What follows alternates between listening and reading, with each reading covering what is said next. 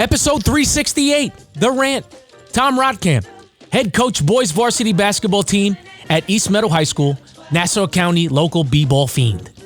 If there was a fancy word to describe Coach Rottkamp when it comes to basketball, it's omnipresent. In this pod, we decompress the season that was for his Jets of East Meadow, his come up of falling in love with sports, his relationship with referees, and how he will build upon the success of last season. All that and more, my conversation with Coach Rottkamp now.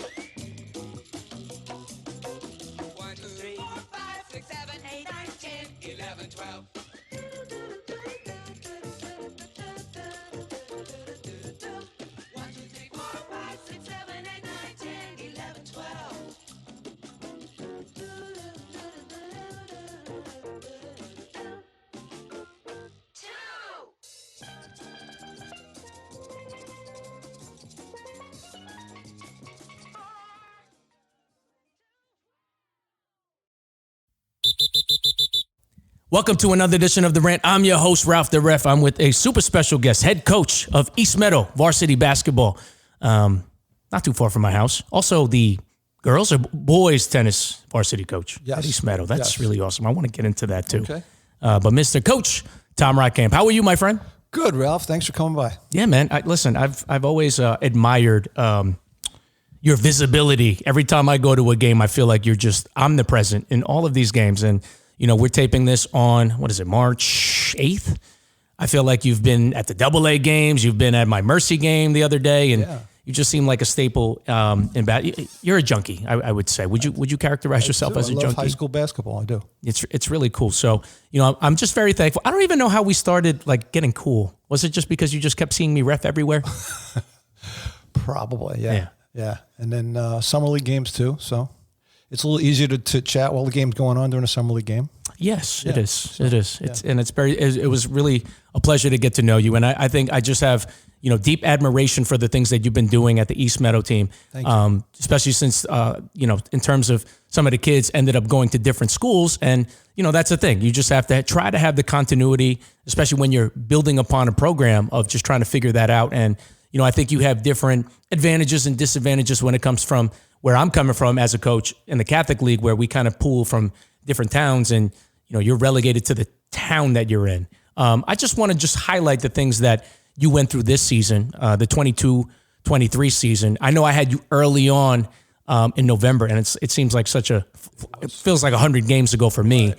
And we were at Oyster Bay, and I remember that game only specifically because they had one of these kids. He hit 4 threes, I think. You were down by a lot in the first quarter, and I think you were flummoxed because, this is the beginning of the season. You didn't think that it was going to go this way. And then you kind of turned it around. Do you remember what that game was like? Yeah. Do you remember how we turned it around? You tell me. I want to hear from your perspective.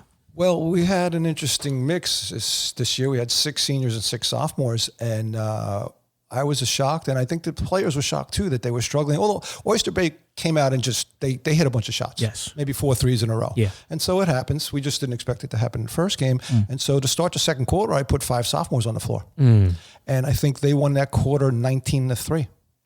I didn't even realize that they were all sophomores. Oh, yeah. Yeah. Which, of course, gave me an interesting decision to make at halftime, because now I have 10 kids looking at me, 5 seniors and 5 sophomores, and thinking, all right, which way is he going to go with this? Yeah. I mean, because really at 19-3, wouldn't you keep the sophomores in? But as I build this program, that all the kids know I'm very loyal to seniors. And I looked at the seniors and said, what are we going to do? And they said, don't worry. You won't more or less apologize. We can do it. And they did. I put them back in, and the sophomores understood. And we had a nice understanding between all those kids this year. I think that's a good push-pull strategy to have, especially when you have, things aren't going right. Yeah. You put in a new look. Yeah. That becomes successful. And I just think those experiences are going to pay dividends for those sophomores. But I even want to go back to earlier in the summer where you ended up playing at Coes Neck, which I think is probably the best summer league that a high school varsity boys basketball team can be in. Mm-hmm. I know you played with D. Simone, who's a stud at Clark, and he ended up being, I think, all Long Island or whatever, all conference. Yeah. What was that experience like? And just talk about what you think that did in terms of preparing the kids to just, I guess, play at a high level, play different teams that were not necessarily in their conference, but just getting good competition, good reps in the summer where, sometimes kids have disparate plans. They might have baseball, they might have lacrosse, they might have different commitments in terms of their family, but they were able to at least get reps. What was that like for them? Was that something that really deeply prepared them for the year? Yeah, my seniors really wanted to have a successful season. They love basketball. They've been all about it for 8 years playing CYO together. And my pitch to them was we have to play outdoors. And I know teams come from all over to play in that summer league with Coach Burton over there in Baldwin. And it was about being mentally tougher. So in other words, hey, it might rain one day and we might sit there for an hour and not know if we're going to play or not. Okay. Or maybe you're not going to get calls, or maybe you're going to fall on the pavement and go home with a bloody arm. Mm-hmm. We just wanted it to be adverse consistently and for us to just keep playing. And it worked out. Interesting. So I guess going into that situation, you still have a lull because that was, late July, August. Yes. Then you have September, October, where what are you doing to prepare for the season? Because I'm certain that some of the kids are playing football, some of the kids are playing soccer. We do have at East Meadow guys that play a lot of different sports. And again, they wanted to play CYO, which was okay because the chemistry building is good. They're still playing together. But it removes me from the process because there's a dad who's been doing that for a number of years, and it was what it was. So my only problem was a lot of the competition was weak. So I feel like when we started this season, we had to kind of erase what was on the blackboard and then input new, stronger habits. Yeah. Okay. Well, that makes sense. And just talking about moving forward from that Oyster Bay game, talk about just how your season ended up going. The preseason was not good. We lost games where we had we had double-digit halftime leads, and we blew games to Great Neck South by a bucket, Plainview by a bucket, and somehow it came together somewhere between the Christmas New Year's break. Now, can you pinpoint a specific thing that happened, an action that happened? It was going to happen, but then we did get a boost when Munir Ibrahim transferred back. He had gone away to prep school, didn't like it, and then came through all the proper channels with our athletic department, got enough practices and added him as our primary ball handler. So he helped tremendously. He's a confident kid. But also just through the practices every day with myself and my assistants, getting my guys to toughen up and to hit the checkpoints on contesting shots, boxing out, rebounding, all the things they needed to do, which were not really coming from where they came from in September and October. Okay. Yeah. Now, I know that the Coast Neck situation paid dividends, Munir coming back towards the season, right, and then just that experience with the sophomores. How much emphasis, in terms of a coach, and I'm curious myself, how much emphasis do you put on, I guess, the mental aspect in terms of, as opposed to, I guess, the physical, the execution part of it? Because I think everyone can play, but it's more impressive when they can execute it in the moment when things are getting tough. Is that an emphasis for you in terms of just being more mental tenacity during the season? It is. So that we could probably talk about this for an hour, and other coaches could as well. How do you get that mental toughness? How do you get that grit and determination? We had great practices because, again, our 6 sophomores, I mean, let's face it, who brings up 6 sophomores to varsity? Maybe 2 or 3. But these kids were talented, and they had great chemistry. They played well together. So they were challenging kids 2 years older, we had great practices as we got deeper into the season. If we scrimmaged in practice, the scrimmages were going overtime. And guys were fighting physically, which I had to break up, but I kind of didn't mind. So we thought the mental toughness was coming as they got used to the repetitions, the offensive sets, the defensive requirements, and it built kind of organically. And that's always a great thing when you build that type of grit and determination organically. Now, that also segued towards the end of your season where you ended up beating, at the end, all intents and purposes, the Nassau champion AA Baldwin team and Coach Burton and all those guys. What was that game like? Because that kind of sent shockwaves in the referee community, like, wow, East Meadow is got something brewing over there. If you're kind of a young guy, but I grew up watching Coach Wooden at UCLA, and I was always amazed at the difference between his approach in a game and the coaches today, because every coach today is standing on the sidelines, whether it's high school or college, and they're screaming direction and instruction and encouragement. And Coach Wooden sat there with a rolled up parchment and just watched his guys play. And they were successful. 2 reasons. Well, he had great talent, way more so than anybody else at the time, but also his practice preparation led him to the point where he said, I don't have to coach these guys in the game. They're ready. I just have to go let them play. So I'm kind of thinking about that. And our preparation kept getting better and better. And so you arrive on a day like, it's a special day for the guys. It's the last game of the season. And let's face it, Baldwin circled on their calendar. And they were undefeated in Nassau. They had only lost to Cardozo. And I watched from the opening tip, the first few possessions, and I wouldn't say I sat down, Ralph. Too excited to sit, but I had to let it roll. And it rolled, and they just played. And they, East Meadow had a great day, and Baldwin might have had an off day.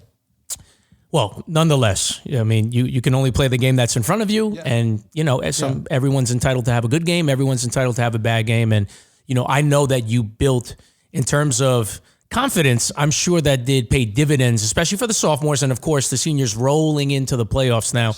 Going into the playoffs, what was your mindset after that high? Oh, we thought we would win, of course, but we also knew that Hempstead is a unique environment. I mean, the gym, high ceilings, it seems cavernous, like it's a bigger... Feels drab there. ...court than most, even though it's the same length.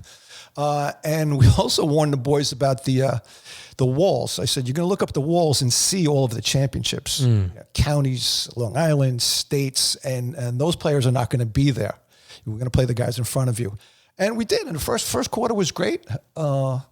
Second quarter, we were a little fatigued. And then the third quarter was great.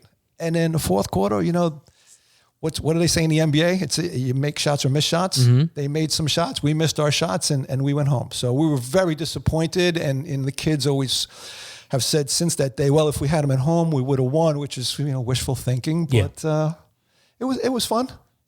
I think it was a good experience, right? Yeah. I'll say that when I watched so I was supposed to have Hempstead for whatever reason. I wasn't able to do the game, but that kid, Jakai Stith, I was very impressed by his feel for the game because he seemed like he knew to pick and choose when he could be aggressive, when not to be aggressive. Yeah. And the fact that he was not really in foul trouble based on the quality of the risks that he was taking. I was certain that he was going to get into foul trouble, but he just has like a very nice knack of figuring it out. He's a football kid, right? I believe he's a very good football player. I didn't see him play football. It's a basketball family, and with all the games I saw, I thought he was the best player I saw in Nassau County. I would have to agree with that. Yeah. I think when they did play Baldwin at Hofstra, I just think that they weren't hitting shots that he normally does. Yes. And I'm not sure if he was aggressive in certain spots that he should have. Hey, Baldwin did a nice job on him defensively. There you go. There you go. And I will say that Coach Burton is a master at adjusting at halftime. Absolutely. But, I would still hold your head high in terms of your season this year.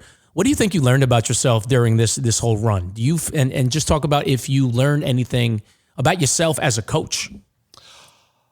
Yeah, well, I'm happy at how I was able to meld different personalities together. We have a very diverse team, and these kids all ended up loving each other, and that was a high level of competition and practice every day. They were going at it, and yet at the end of the day, they still were going out socially as a group. So that was pretty cool. I just want to keep going to clinics and watching film and getting better, especially at offensive sets. I want our guys to be able to score easier. Now, do you think that the sophomores that are going to be juniors now, do you think they'll have a different type of confidence going into the season next year? Yeah, definitely a different group. They have a nice chemistry already. Let's see if they can build upon that. They're playing AAU together already now. Yeah.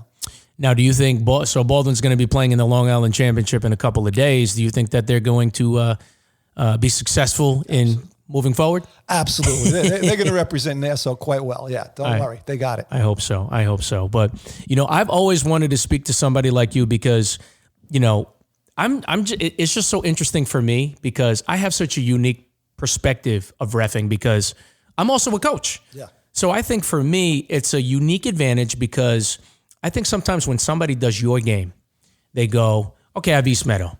Rottkamp's annoying. He likes to yell at coaches. Maybe it's because they don't know how to speak to you. But what I think is you've been preparing for a team probably for hours on end. You probably watch film. Sure. And I take that into account.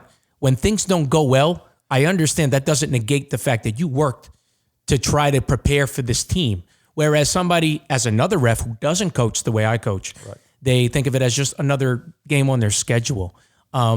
What's your perspective of referees? I think I've heard you allude to this on previous podcasts. Here's the thing regarding that. So coaches are 2 to 3 hours every day, 6 days a week. What are we doing? 4.5, 5 months? Yep. Okay. And our perspective is that a referee has another job during the day and yes, he's going to come and do the game. And so he didn't prepare necessarily for that evening like we did. Correct. So what's the solution to have perhaps the guys in your profession? I'm sure most of them do understand that and they do appreciate that. But where does a guy come in on your side and say, this guy can't yell something or can't? Did they get you talk to your friends? Yeah. Do they get the level of commitment that we have? And it goes beyond the winning and losing, although we're all competitive and we're all trying to win that night. Okay. But we get protective because these are teenagers and they're like our kids. And if, one of my players all of a sudden has 3 quick fouls, I'm not even yelling so much that the call is wrong. I'm kind of yelling like, hey, wait a second. This kid's a senior. This is a big game. Are we sure? A lot of times that's my questions, refs. Are we sure? I mean, they can't take it back, but I want to know. Right. Well, I'll say that I think you have to figure out where somebody is in their referee timeline. And we talked about this off air of, sure, there's varsity refs, there's lower level refs, there's recreation refs. And, we kind of melded in the pot. And, we talked about this before as well. A person that's young could be the veteran and the older person could be the novice. And it's really hard to understand what that is because we don't look at it like that. Because if I watch 5 people playing on a team, I can tell who's been putting in work. I can tell somebody who's not in shape. Yeah. You can't really tell that with referees and where they are in skill level until you kind of see the totality of a game. But what I will say is that I think people can get a better understanding if, first and foremost, you have to master reffing. You have to master high school reffing. Yeah. You have to master college reffing if you want to go that route. You have to master the pros if that's what you choose to do. Now, if you don't master that, then we can't move on to the next step because there's another step in that, and that's the game within the game. Right. And what I mean by that is if you have a 5-star recruit and Mike Krzyzewski, Jim Boeheim, all the blue bloods of coaches are in the stands, I got to know mentally, number 35 is getting recruited. I can't give him 2 fouls today. Yeah. I can't. Yeah. Because if I just look at it black and white, then nothing is going to go well, right? I'm not going to do well. Right. You're not going to do well. And everyone's just going to come from a place of being upset. So I just think that dynamic. And then also, once you pass mastering reffing, you have to realize that you're always working with somebody else. And I think that's the unique part of reffing. Like, you're always with the same team, and you might be playing in different places and you're playing different players. But for me, I'm always having a new experience, especially me with the added bonus of doing different sports. I do girls basketball, which is a completely different world. Of course. Right? So going back and forth, it's a thrill to me to just try to figure out all of those things. But if you haven't mastered the reffing part, it's really hard to learn how to do the game within the game. But what I do think is that I think we have to do a better job of not communicating with coaches during the game, which I think is necessary. But I think we have to do a better job of communicating what a coach is thinking and how a ref is thinking. And I think once we have a better, and I think that's why I personally encourage to have these conversations, to have these relationships, because it's not schmoozing. I'm being myself, right. But I want to understand how you think so I can better serve you in the game, right? Because the reffing part will take care of itself. I already know that I got that down. Right. But I need to know what the dynamic is for you and what the threshold is for you so you can be successful. Does that make sense? It makes a lot of sense. Now, are you suggesting that this is going to come about through your podcast? Oh, I don't know. Maybe. Or with coach and referee meetings, but if you had 50 coaches and 50 refs, that's not going to, it's too many people. Right. You're talking about 1-on-1, 3-on-3, it's a great idea. I don't know how you're going to get that done. Well, listen, I'll say this. I think if I plant the seed of somebody like you, I think at the very least, I can change your perspective of how referees, and now you can meet them halfway, because not every night you're going to get somebody that's mastered reffing. Not every day you're going to meet somebody that is good at conversing during the game in the heat of a battle. So, just like I said before, sometimes you have to adjust how refs are, because the refs is how they are, and you're the way you are. But, if you're not going to get an advantage in terms of like the reffing part, you might have to have a different avenue in order for you to be successful that night. You are right. And the tricky part with this sport, in football, if there's a problem, well, it's a 15-yard penalty, but the guy doesn't come out of the game. Yeah. Okay. Maybe hockey puts you in the penalty box for 2 minutes. Okay. But here, if all of a sudden a kid gets 2 or 3 quick fouls, your inclination is to protect him and take him out, and he's missing a bunch of time. It happened in the Nassau finals with Port and Baldwin. They both had two significant players out a lot of time in the first half. Right. And everybody's saying, we wish these kids were in the game. Yeah, and I think it just trickles down, because now the coaches have to adjust, even though it's kind of in a fair level playing field because both of them are out. But at the same time, just me as a spectator, and trust, when I'm not reffing, I'm not judging I'm watching the game. I don't care about any of that. But just for entertainment purposes, I don't want the best players to be out. Of course not. Nobody wants that, right? Right. Okay, so I just want to talk about you being a junkie. I'm looking at your place, and I see all of these basketball memories that you have, and just from my conversations with you, you must have been a junkie somewhere along the line. And having said that, where did you grow up? What did you play growing up? What did you play in middle school, high school, and college? I played St. Raphael CYO in East Meadow, and did not go to East Meadow High School. Played at St. Pius in Uniondale back in the 70s when there was 14 Catholic high schools here on Long Island. Now there's 7. But if you are aware of that, St. Agnes and St. Anthony's. St. Anthony's, I believe, was a state champion in 75 with all 5 starters going D1. Wow. And Tommy Hicks was player of the year in the state of New York. So that's the part of the tradition I wanted to be part of. And so that's why I went there. But then when I came to East Meadow to interview for the job, and I said, listen, I've lived here all my life. I just didn't go to school here, but I want to bring a county championship to East Meadow. I think that they appreciated that. That's really cool. Just talking about, going to Catholic school, what went into that decision? Because that happened to me. I got forced to go to Kellam. I would have went to Uniondale, but my parents, through the back door, ended up making me go to a school in Uniondale, but not Uniondale. Well, again, as a Catholic school kid in East Meadow, most of us went to Holy Trinity. So I had my dad drive me over. We watched a couple of varsity games, and I said, oh, no, I won't make this team. So St. Pius was close down the road in Uniondale, and I figured I could play there. Interesting. Yeah. Now, did you play any other sports while you were in high school? Baseball also. That's interesting you say that, because those are completely different, especially in terms of reffing. What did you like more at the time? I was always a basketball guy. Interesting. Yeah. Did you end up playing in college? I did not. I'm sure you were still playing though, right? Yeah, I probably played until I started breaking bones when I was around 40 years old. So you were playing until you were 40? Yeah, yeah. Now, after you were done with college, when did you start getting the inclination of coaching? My son turned about 10 years old. He started to get into it. I started coaching him. And then I realized in the first year or two of coaching him in 4th and 5th grade that this was really, it grabs you. Interesting. And so I was looking through the want ads in Newsday, because they still did that back in the day. And Ron Alfieri needed a coach at St. John the Baptist, and I worked with Ron for 2 years, great experience, and I learned a lot. Interesting. Yeah. So interesting to just hear people's backgrounds. Yeah. That was a pretty far drive for you, right? I didn't mind it. I accepted it as part of a great learning experience. Interesting. Yeah. I had about, I want to say 15 games there this year. Okay. I was there quite a while. Yeah. Quite a while. It's always interesting too, because all of those kids, right? Like the athletic directors, I think in the beginning, they're like, aren't you the coach of the volleyball team? Yeah, and then, because I'm not that person when I go ref. Right. Then when I'm coaching, Different. Yeah. just different thing. Yeah. With all of your experience, when did you want to take it to the next level though? Because I think in the beginning, right, you have just aspirations to coach your son and bring him along, but that bug hits you that you want to get better, that you want to learn more, that you want to be great at this.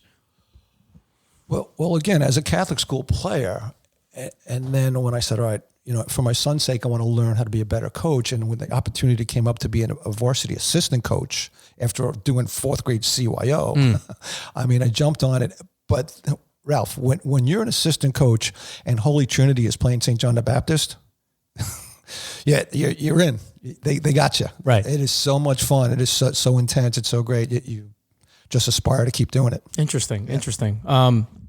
In terms of learning, because as much as success that I've had as a coach, I still try to keep myself in a beginner's mindset and a growth mindset at the same time. Mm-hmm. And it's very difficult because I always feel, and I always use the analogy of Abraham Lincoln. If you learn about Abraham Lincoln in 4th grade, and if you learn about him in 8th grade, chances are you kind of know a lot about Abraham Lincoln. But then when you read a biography, you learn a lot. Sure. But then you start learning about, Abraham Lincoln and being depressed, or Abraham Lincoln in the Civil War, where if I start reading those books and I already have a deep knowledge of Abraham Lincoln, I might come away with 1 or 2 things, and you don't really learn as much because you already have that baseline. What do you do in terms of just trying to learn things and trying to just get other things from the pro level, from the college level, from different sports maybe? What are your different techniques of trying to improve as a coach? You're talking about Zen mind, beginner's mind, Ralph. You cannot put more water in the glass if it's already full. So you have to be open-minded, and you have to grow with the students. The boys that I'm coaching today are not the same as the boys I was coaching 20 years ago. Society is different. So you have to be culturally aware of what's going on so you can help these kids as they need to be helped now, because it's more than just winning a game. It's more than X's and O's, offense and defense. You're preparing these young men. You're a vital part. These guys look up to you because this is what they want. They want to be great basketball players. Not so sure they want to be great biologists or great mathematicians, but they come to you. And you find out when they graduate how vital you were to them. Yeah, and you never think about it in real time, right? Because it's just you're so deeply entrenched in the process. And we have a practice plan, and it has nothing to do necessarily with growing this young man as a young man, because we need to learn how to box out. But when you go home, you realize with the personalities you're putting together, there's so much going on behind the scenes. Yes. Yeah. I completely agree. Yeah. Now, You just really touched upon something that's very interesting, where you said that, the kids that you coached 20 years ago and even 10 years ago and even 5 years ago, I feel like the athlete has evolved into something different. Mm-hmm. Society has definitely changed. Right. And, it's not like overtly said, but those changes are subtle. Yes. But sometimes they're often dramatic when you look back in time. I know for me, I've always coached girls. I never wanted to be on News 12 for the wrong reasons. Right. And I'm always very aware with that, especially as I ref girls, I coach girls, and I have a daughter myself. How do you think somebody can get attuned to that part of it in terms of knowing what the zeitgeist is, in terms of society, in terms of what's going on culturally, and how do you imbue that? And because that's not something that you not necessarily say out loud, but you can see that things often change during time.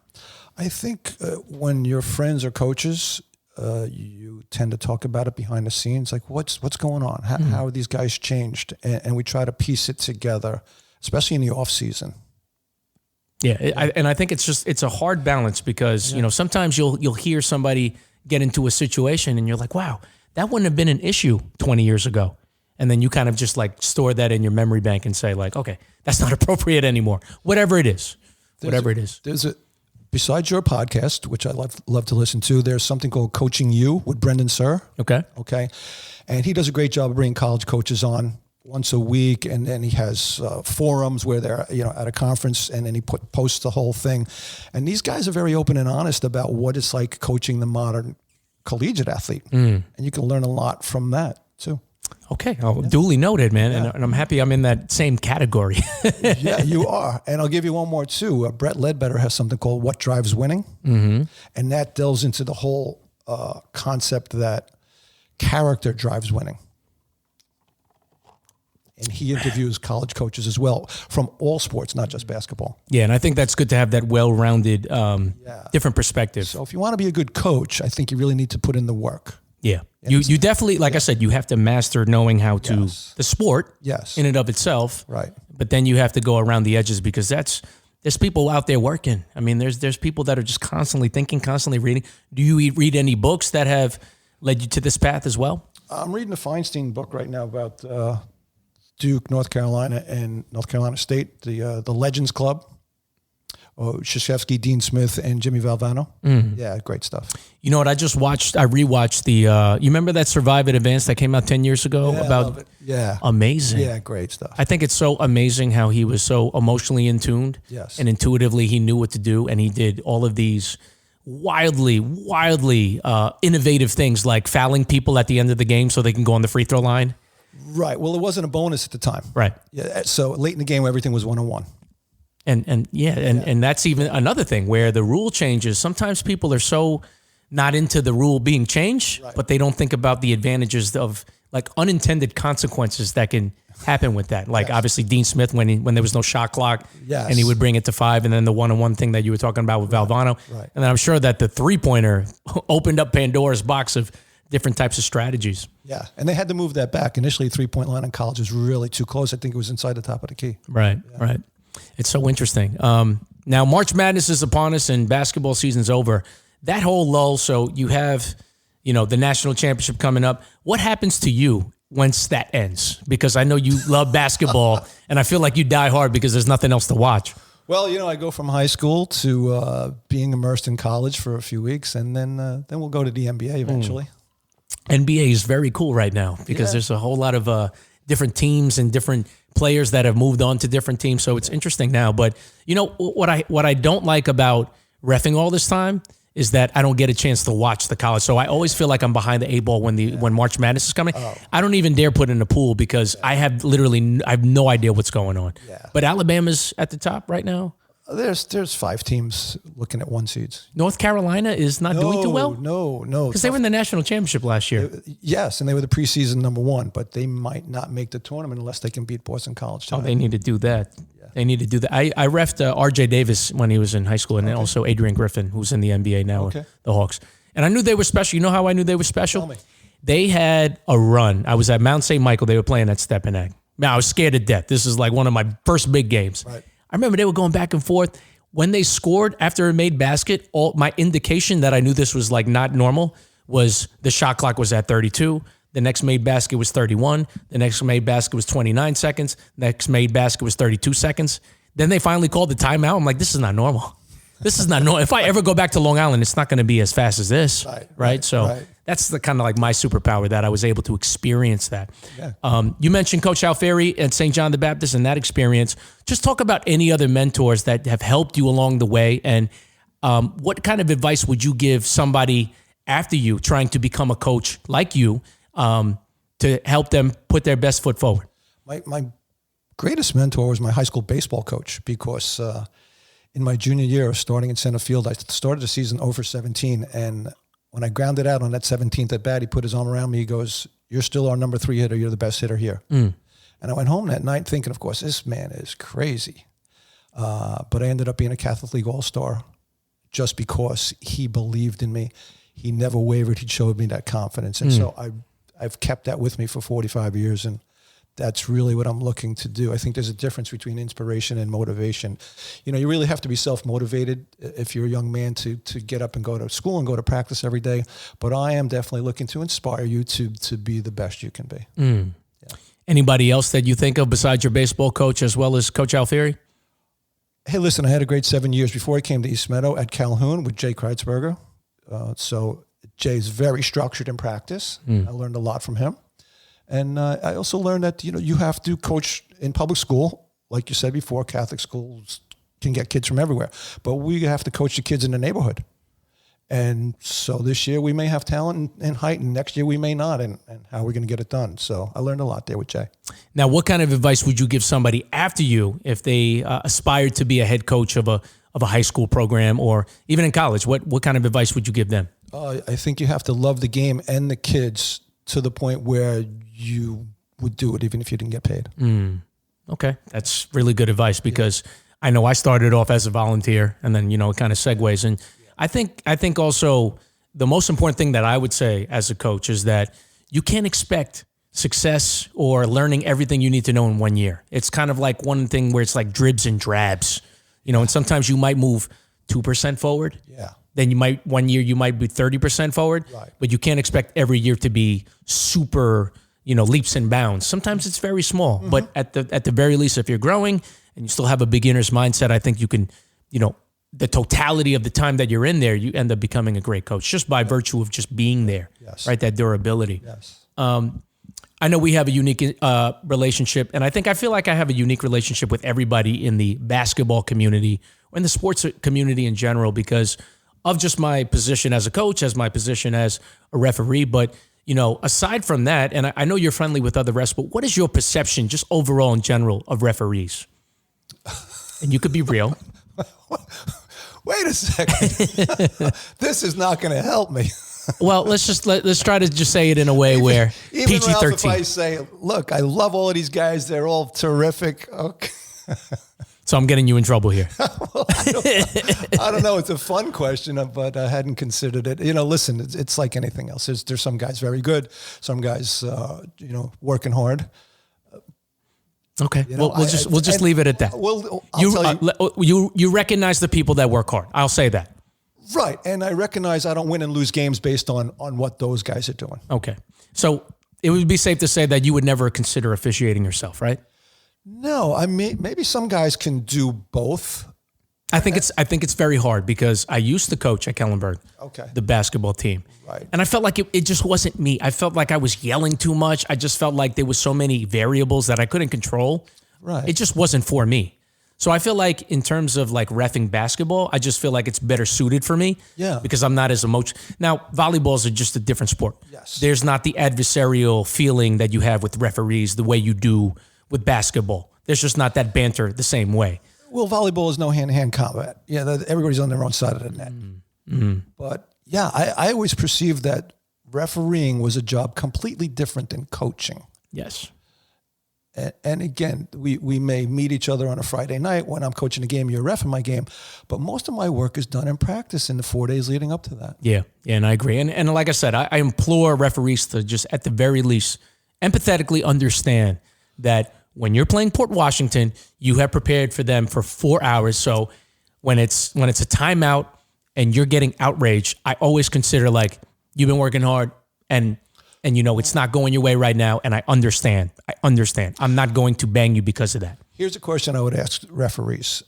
Are you in that profession the same reason I'm in my profession? Because I just told you, and please don't let my athletic director hear this, but I would do this without getting paid. Don't worry, you're not going to lose your paycheck, I don't think. Okay. And so but I understand most referees are they doing it for love of refereeing? That might be a stretch. I mean, it's a good job and a lot of guys work hard to become really good refs. Yes. But it's really isn't your base motivation. It's a job you're looking to get paid for? Well, yeah, I think you'd always want to get compensated for doing something well. And Sure. I'll just say this.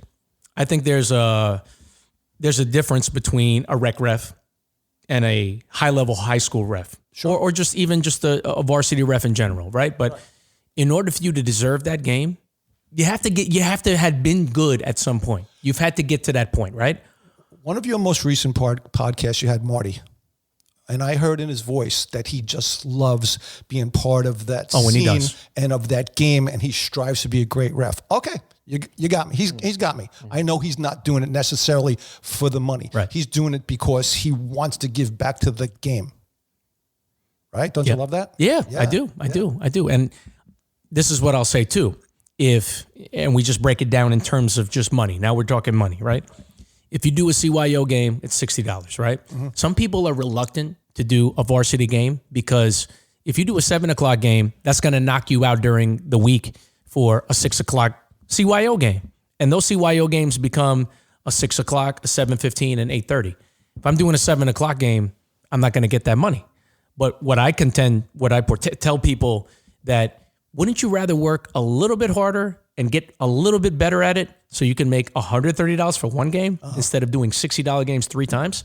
I just think for me, Sure. in terms of financially speaking, it's probably a better deal if you just get better.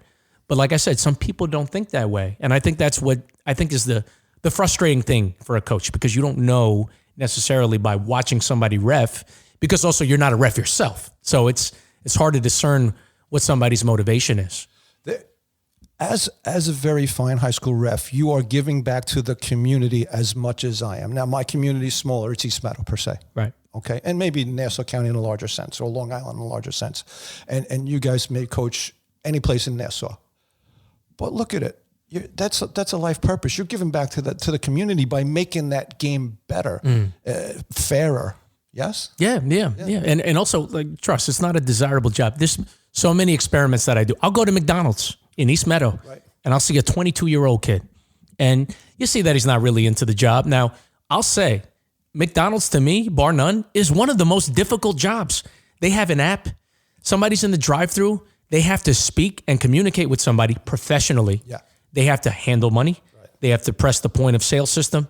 They have to get the food ready and all that. There's probably so many lifelong skills that you can learn just by efficiency, right, leadership, management style, working with people, working in adverse situations of customers. Yes. I think that's a difficult job, right? Right. Now, when I say, what if I told, how much money are you making, kid? They'll go, I'm making $16, $17 an hour, which is probably a lot of money for them. But what if I told you that I can get you a job right here, right? That you get paid $40 minimum, right? And within this 2-mile radius, there's St. Rayfields, there's Woodland Elementary, Woodland Middle School, there's Kellenberg, there's East Meadow High School. There's probably 10 gyms that I can rattle off within the 2-mile radius where you could probably make money reffing. Yeah. I don't want to do that. Right. They get yelled at. I don't want to do that. Or it's too hard. Right. So I'm thinking to them, and this is like from years of me experimenting, like, okay, that didn't work. Okay, so what they normally tell me is, I don't know anything about reffing. I'm like, you knew something about McDonald's? Yeah. Like you knew about the point of sale system? Right. You knew about the drive-thru? Because that sounds way more complicated to me for less money than reffing. So I don't know what the algorithm is to tell a kid, like, it's a lot of good money. And you're still involved with the game, especially like if a kid loves the game. Everyone is always forcing to try to get a scholarship, D3, D2, D1, where it's like, you could be a broadcaster, you could be a statistician, you could be a trainer, you could be a referee. Yeah. Right? It's just opening up another avenue of the game that you love. What am I missing? Do you think I'm missing something in my pitch? I like this idea that you're out there trying to recruit young talent. Always trying to recruit. Yeah. I'm always trying to recruit, but I just don't know what it is, because I'll tell somebody to watch my game and then Coach Rottkamp is losing his hair. And then I'm like, what do you think? I'm not getting yelled at like that. So it's a real hard, it's a hard sell. I'll just say it's a hard sell. I'm sure. But I think coaching is as hard, if not harder. These days it is. They're also looking for good coaches. Yeah. And I think they're both worthy avenues, just because, I'm fortunate enough to see, I'm at the point where, some of my kids, they already have 5 kids of themselves, and they're to the point where I'm about to coach the kids that I coached. Yes. Which is amazing. I find that amazing that I've gotten to that point where I've been there long enough to see them have kids and them old enough for those kids for me to coach.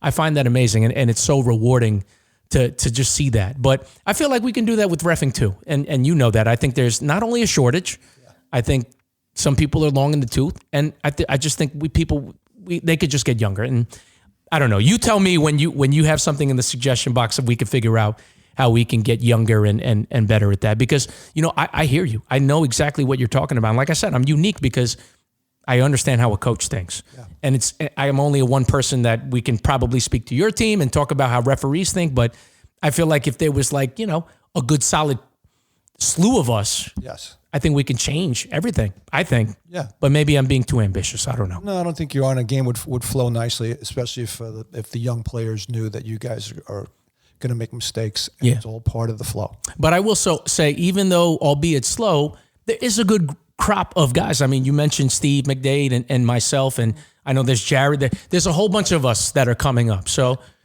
we're right there. We're right there, but there's still people that are ahead of us, and I get it. There's seniority involved, but I'm definitely knocking on the door. I know that. I'm knocking on the door. I'm definitely knocking on the girls' side, so that's good for me. But other than that, in terms of coaching, what do you think is the most stickiest situation that you've experienced as a coach, whether it be the assistant or at East Meadow currently? Well, I'm sorry, say it again. What do you think is the most stickiest situation that you've ever been in? Saying thickest? Stickiest. Like, stickiest. Yeah. Maybe some kid got 4 fouls, some kid got suspended, some kid left, maybe something with you. Well, let's look at this year. I think early on, a sticky situation was the psychology of some of the players. When you have a lead and it starts to evaporate, and again, we've talked about it prior to the game, the ref is going to make a mistake here or there. The crowd may, at an away game, may jeer at you in a way that may distract you. Mm-hmm. You may go cold and miss a few shots. So it was sticky for me, and we lost a few of these games where they just kind of lost the edge and that confidence needed to hang on, take a hit, and maintain the victory. Mm-hmm. So there's a psychological piece there. And I think that if we look again at the larger community of basketball, take a player like Ben Simmons, for example. What is he represented to the young players these days? So when he missed that layup that time, or he wouldn't take the layup, and now he seems reluctant to shoot. Just reluctant to play basketball now. Yeah. Now I have to go home and wonder, is that affecting my kids? I'm wondering because they seem to lose all their energy late in the game. Interesting. Yeah.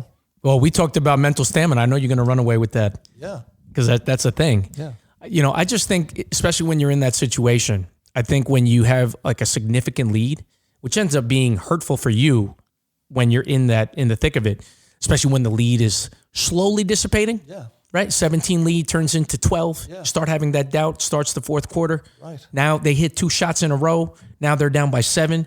Crowd's going crazy. Right. You're still up by 7 points though. 7 points is a significant lead. No matter how the beats of the game is, a 7-point lead is something that you can't do with 1 field goal. So here's what I'm telling the kids. Now there's 3 minutes left, and now we're up 7 instead of 17. And I call a timeout, and I say, okay, if I told you before we got on the bus that we were going to be at Plainview, up 7 with 3 minutes to go, would that be okay? And they're like, yeah, that'd be great. I'm like, well, that's where we're at. That's a good one. That's where we're at. And Ralph, it's not just high school where you see this year. I mean, look at Alabama and Auburn a few nights ago. Mm-hmm. Same things. I think 17 was the margin, and they came back and won the game. Yeah. What happened to Auburn? Oh, it's not like Bruce doesn't know what he's doing. Bruce Pearl. Right. Okay. And you can see him beside himself. It's just like the sand is coming through the glass, and he can't stop it. That's interesting. Yeah. Momentum is even albeit intangible, it's definitely a tangible feeling. Yeah. When it's not going, especially in volleyball. I mean, volleyball can really turn on a dime. Really? Oh yeah. Okay. Yeah. But it's a little different because there's no time. It's first to 25. Sure. So it's much different in terms of mistake making, because if you make a mistake, it's a point. Yeah. And I think that's the different dynamic in basketball, where it's like turnover, then shot. It feels like it's compounded in a different way. Yeah. And points in my sport is 1 point. It's not 2 points. Yeah. It's not 3 points. Yeah. It's not 3 points and then a free throw with the crowd going wild and time enough for them to be the presentation. So, I find that interesting. I just always find that's a good way to look at in terms of, and I'm going to steal that this year. Sure. But, playing to win instead of playing to not lose. I think that's a tough thing, especially when at the high school level, when, a team has a big disparity and then it gets dissipated quickly. Interesting. Having said that, what do you think is your best moment thus far as a coach of all the things that you've done? Integrating this team this year, and I don't mean that in terms of background, where the boys come from. I mean their personalities and the psychology. As you know, these days when a young man is pretty talented, he's thinking about playing at the next level. And so then there's this selfishness component that sometimes rears its head. So you're trying to get everybody to play together, find the open man, and all of a sudden there's a bad shot. Why? Because we think it's a comfortable lead up 10 with 4 minutes to play, and I've only scored 8 points. I need to score double digits. You have to constantly coach through this these days.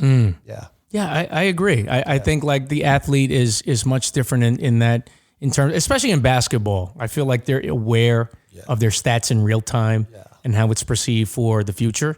And then, you have all of these small snippets of clips, whereas like kid will be going crazy. But meanwhile, like, wait a minute, I reffed that game. They lost by 40 points. Yeah. What is that? What's the value? So my solution, hope it's a solution, for this would be to remind the boys in practice, listen, you can get yours, but if we're 10-10, nobody's going to care. I said, if you win, people will come to find out, why are they winning? If you were 16-4, people will come and say, oh, those 4 guys only average 10 points, but look at the talent, look at the resilience. This is why this team is successful, because these guys are really good. Yeah, that's probably the best way to put it. But you have some good dialogue when it comes to kids. I'm really enjoying what I'm hearing. So the next couple of months, you're going to be immersed in the tennis world. What's that going to look like for you? Is that a good break, or a good break from monogamy of doing basketball? That's me trying to help out East Meadow High School. Good. Again, not enough coaches go around, so I'm always available to help out, and that's why I do it. And again, these are great kids, completely different student athletes than the basketball guys. Again, they don't cross the net. It's not hand-to-hand combat. Right. But they do need to have mental toughness. Yeah. I think I call it isolated boxing, because it's very similar to that. And I think I think it's the best sport. For me, I love watching the majors. I love watching women's tennis, men's tennis. It is, to me, is the most amazing, especially like when you watch somebody like Nadal when he's not hurt. Federer was my absolute favorite because he has the most feathery touch. Yes. But what I do respect, I don't really like him as a player, but I mean, how could you not respect? Novak Djokovic, he's like Terminator T-2000. He does not get killed. I mean, you have to literally kill him. Like, you have to kill him in order for you to win. Like, or maybe he doesn't take a vaccine and he can't go to Australia. But other than that, the guy is just like, in terms of when we're talking about that mental stamina, he has it in spades. Impressive, because it does not matter if he's down 2 sets and he's match point, he's still going to keep going. And I respect that. Moving past that tennis season, what is the next couple of months looking like in terms of East Meadow and you coaching to get prepared for the next 23-24 season? We start to bring in the 8th graders in the spring and the summer, because they will be freshmen in September, and try to acclimate them to the whole scene, moving from middle school across town to high school. So we do talk about grades and about punctuality and attendance and do's and don'ts at the high school level, as well as the basketball. And we put them on a court a couple nights a week and try to get them rolling with the kids who will be sophomores next year. It's program building. And then for our guys who will be returning varsity players, a lot of them have trainers. They play together AAU. So that's fine. They're playing ball. So we just want them to get stronger, bigger and stronger. So we're in touch with them as far as conditioning goes. Okay. And listen, continued success with all of that in its continuity of trying to build, because you got at a very far point, and I think the bar is set very high now, and you're going to have to just keeping it rolling. My final question to you: basketball has brought you to so many things. It even got you onto this podcast talking to a lowly referee that used to be on the bench at Kellenberg playing basketball with his friends. What does basketball mean to you? What has it given to you in your life? It's my primary interest. I love the geometrics of the game. The court's a rectangle. There's little semicircles. We talk in the half-court circle before every practice, because we're all about inclusion. So everybody's equal in the circle. And the kids get a chance to talk. They're mostly shy, especially when they first join the team, but eventually they get to express themselves for 5 minutes before we get to work and practice. So to me, it's the game of my life, and I love hoops. Yeah. And just know that referees love basketball just as much, because I feel as though sometimes, and I'll give you an example. I was doing a rec game the other day, and somebody was saying, I made a call, and it was a very easy call for me. But, these rec games, when it's adult league, like they feel like their life is on the line. And they told me, you're only reffing because it didn't work out for you in basketball. And I'm like, do you think out of this, like what I'm getting out of this is that I want to play you one-on-one? Yeah. That's what you think I'm getting at? So just know that referees, baseline, they have to love this sport in order for them to even think about becoming a ref and get yelled at. Because, as I said, it's not a desirable thing, but just know that referees probably like the sport that they're reffing. That's all I want to say. Point well taken. Any final words you want to say before we part ways? No, just thank you for having me and continued success with the podcast. Thank you, man. Appreciate it. All right. For Coach Rottkamp, this is Ralph.